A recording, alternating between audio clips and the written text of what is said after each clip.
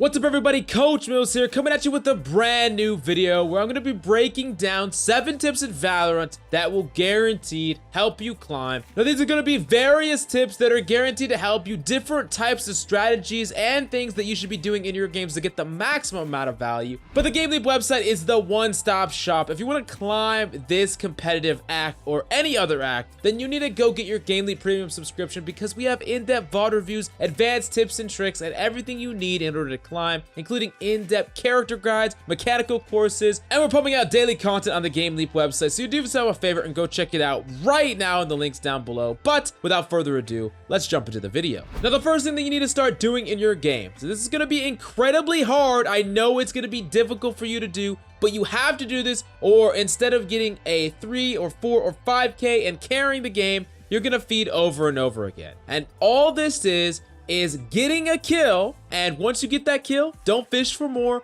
don't chase enemies around the map trying to get the 3Ks or 4Ks, just get a kill and resume your position that you were holding on defense. Now this is really important because you got to remember that at your core, you are still a seed of information. You are a pillar for information, and the thing about defense in particular is understanding where enemies are going and routing to is like a good 70% of the battle. But when someone actually gets picked off on defense, you would think that that is a fair and even trade, but it actually is not a fair even trade because you are missing a vital key of information. You see, enemies are often moving together in swarms and groups, but you as a defender are spread out. And if there's a tiny gap in the areas where people can hold, then you put exponential more pressure on the people that are there. The enemies can sneak in without the enemies knowing. It cascades down the entire line. You see this a lot in pro play, where instead of getting a kill and trying to fish for more,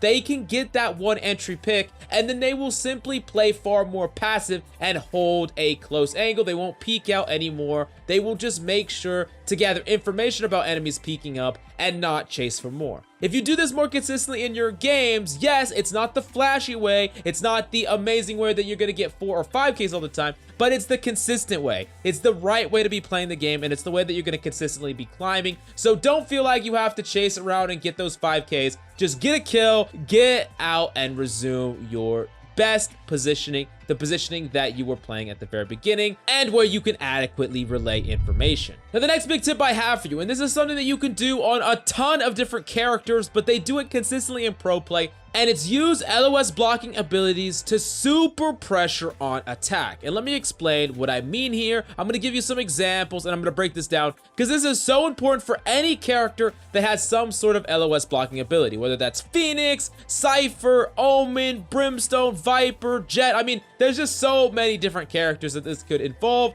and it is so powerful. So the first example that I'll give you is a lot of times enemy pro players on specifically Haven on attack, the A long, they will actually smoke right at the entrance entering into the long section. They're not smoking onto point, they're just smoking that long section. And this one smoke, you might think it's really insignificant, but I guarantee you it's not insignificant because enemies don't know if people have crossed. They also don't know if enemies are just waiting there in default, gonna push through the smoke at a moment's notice. They know nothing about where you are pushing to. And imagine if there's an opera long, for example. When she sees that smoke and she sees no one pushing through, she could assume that someone is pushing up short because she never had information to see the cross. Now all of a sudden her position is under threat because you could be pushing up as a team into short. This one makes her unpositioned or depositioned from where she was posted up looking at long, which could give you an opportunity to push there. Or this could, too, prevent her from rotating off altogether, which if this is just a fake, or if your team isn't even there, this creates so much pressure and prevents her from rotating off. This is a denial of information, and it's not just used to block the LOS of enemies going onto a site, but it also can prevent enemies from rotating altogether. How many times have you pushed onto a site only for the entire team to already be on there? That is because you're not doing your due diligence, lurking around and putting pressure onto enemies using these LOS blocking abilities. It is the most important core fundamental of Valorant, and every single game you need to be doing this, whether it's smoking off that long push, whether it's sometimes smoking off an area and pushing up, or playing passive, as long as you're putting pressure on enemies with that lack of information, you are generating so much value behind the scenes that you don't even know about. Now, the next tip that I got for you to help you climb this competitive act is invest abilities to secure orbs on defense. We saw this in Sentinels when they were using Sage and a Brimstone Smoke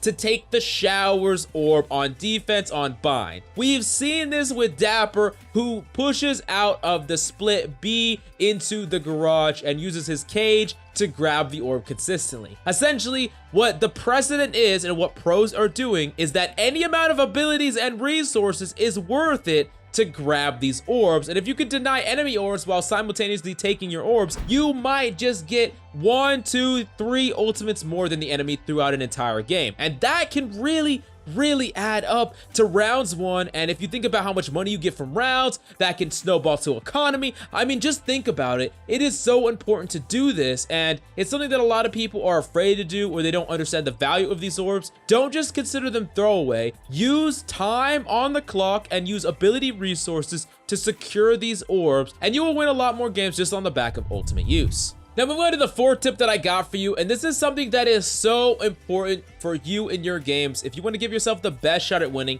is position and play fundamentally different up against different matchups. For example, if the enemy has a Jett on their team, then you might want to be actually double trap wiring if you're sniping, let's say, long on defensive on Haven. The thing is, a lot of the common strategies of a Jett would be she would aggressively smoke off and dash into you, but double trapping it actually protects you from this play because her dash will only break the first one. This could also be obvious. Let's say you're up against a Sova and you're pushing into specifically Ascent B, but you know that if you get tagged by that arrow, the enemy Sova is going to try to wallbang you. On top of that, if the enemy Sova has watched our GameLeap guide, he'll know the exact place around the box to perfectly wallbang you if you're in that place or if you're grabbing an orb or anything like that. So the way that you push that point, or whether or not you push it at all, can directly change based on what the enemy matchups are, what the enemies are likely to do, and how they're playing. Whether it's a Raze that throws a paint shells right off the bat, or it's a Jett that always jump peeks a corner,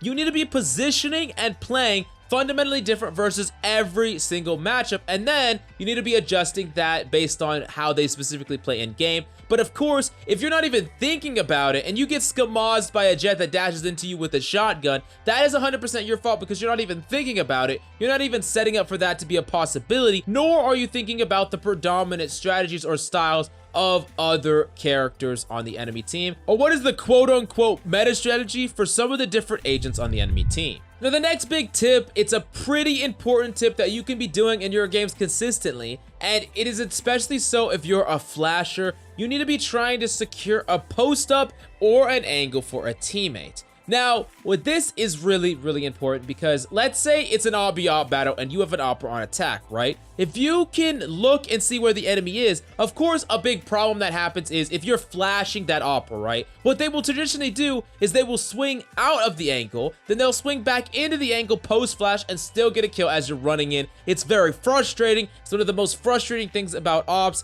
and it makes it so flashes aren't really that effective at shutting down an opera outside of something like Paranoia. Now, that being said, however, if you are simply flashing to take the angle away and replacing it instantly with one of your teammates that is opping the angle that the op was, you ping that location, you say there was an opera heaven, and now your opera has that location. And you gotta remember, once your opera has that location, he has the advantage. He basically only has to just wait for the enemy to swing through. He gets to shut them down. Your team can push up on point, put pressure on the opera. The opera's incentivized to swing, and a lot of times, you're gonna get a free kill. This is called securing that angle and posting up, and it's incredibly important for you to be doing in your games. It is one of the most fundamental building blocks on pro op play, and if you don't do this in your games, you're just gonna be flashing an opera, he's gonna peek out, peek back in, and then just kill you all, and it's gonna be very frustrating, and it can lead to some of those games where you feel like an op is just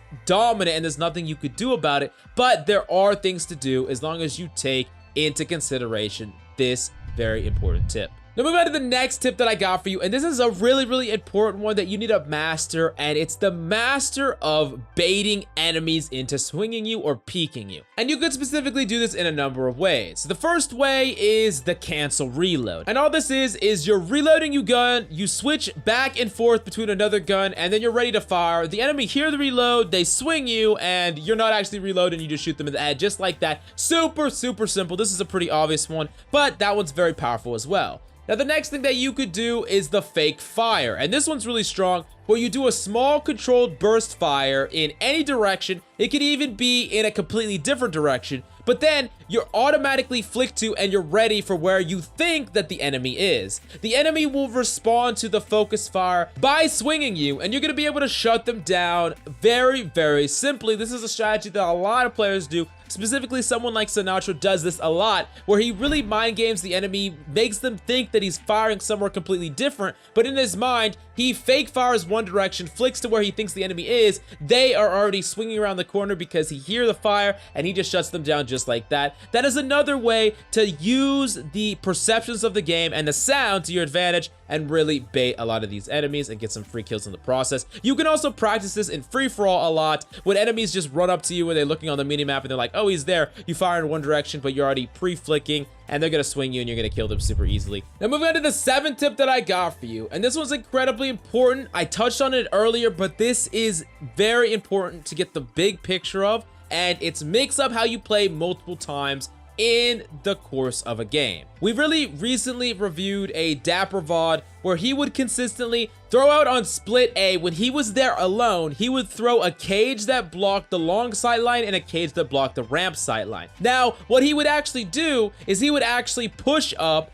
and push up ramps, and he got a kill. Then he flanked through vents, and he got a whole bunch of other value and set up some traps and all that stuff. Now, for the rest of the game, he would still consistently throw out those same LOS blocking abilities. We touched on them before. Now, what does this do? Well, the thing that this does is enemies now have to respect the play he made. They have to consider a possibility, especially when he activates those traps. Just doing that alone puts exponentially more pressure than if he were actually with his team. Because you got to remember, if he's just with his team, pushing with his team, and the entire team rotates, that didn't do anything. But if he does that same type of strategy, or at least represents that type of strategy, he could be keeping back 2 or 3 or 4 people, and that is way more value than him actually just being there to follow up on kills. So that's something that's really important for you to understand, and this can be true across the board. You mix up where you're holding with a shotgun on eco, you mix up the strategies that you're playing as a team, and